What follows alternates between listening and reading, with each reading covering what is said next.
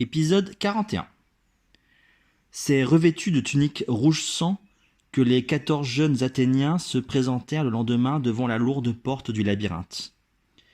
Le roi Minos et sa cour les accompagnaient en procession. Des musiciens suivaient, jouant de la lyre et des cymbales. On leur tendit des fruits, on leur offrit à boire. Certains leur serrèrent chaleureusement les mains, d'autres s'essuyèrent discrètement les yeux. En observant tous ces petits gestes d'amitié, Thésée pensa : le désir de vengeance qui anime le roi Minos n'est pas partagé par tous les Crétois. C'est bon signe. Si nous ressortons d'ici vivants, ils ne feront pas d'efforts pour nous poursuivre. Nous laisserons les portes ouvertes durant 5 jours et 5 nuits, annonça Minos. Si, au bout de 5 jours et 5 nuits, vous n'êtes pas ressortis, les portes se refermeront à jamais sur vous. Les portes étaient peintes de couleurs vives, comme toutes celles du palais. Elles étaient restées closes depuis 9 ans. Et il fallut plusieurs hommes forts pour les ouvrir.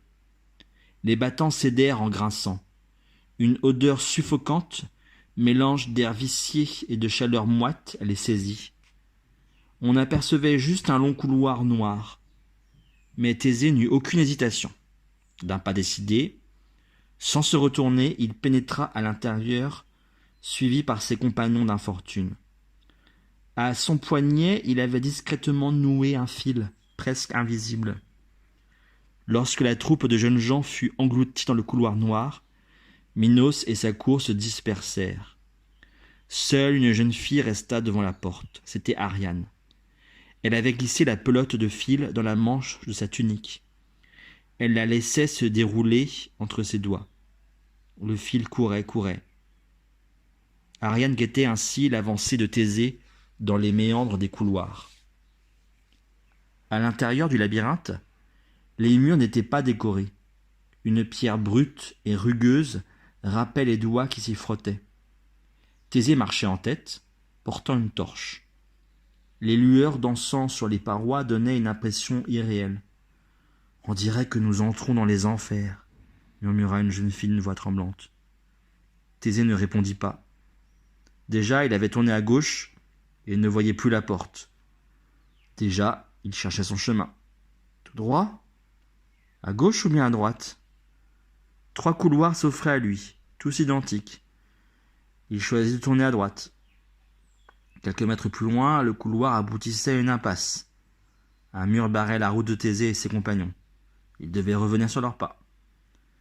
Rien ne leur permettait d'avoir des repères.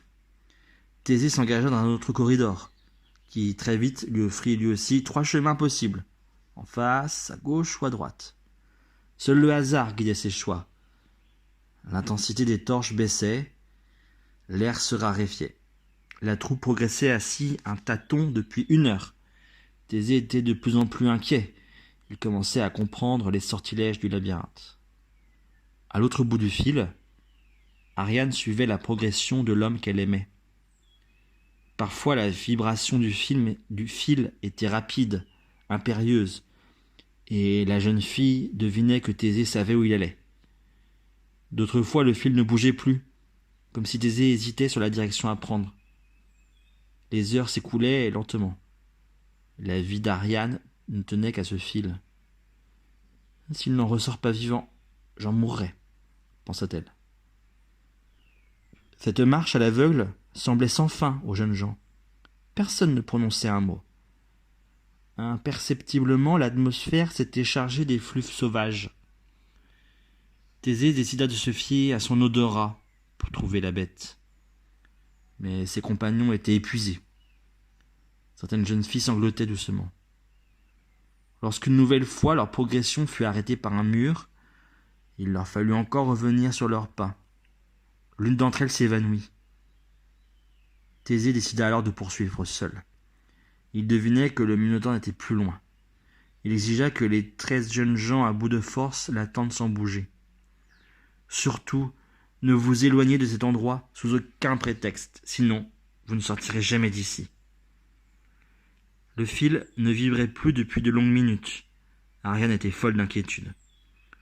Ne devait-elle pas pénétrer elle-même dans le labyrinthe ? La jeune princesse gardait les doigts crispés sur son poignet.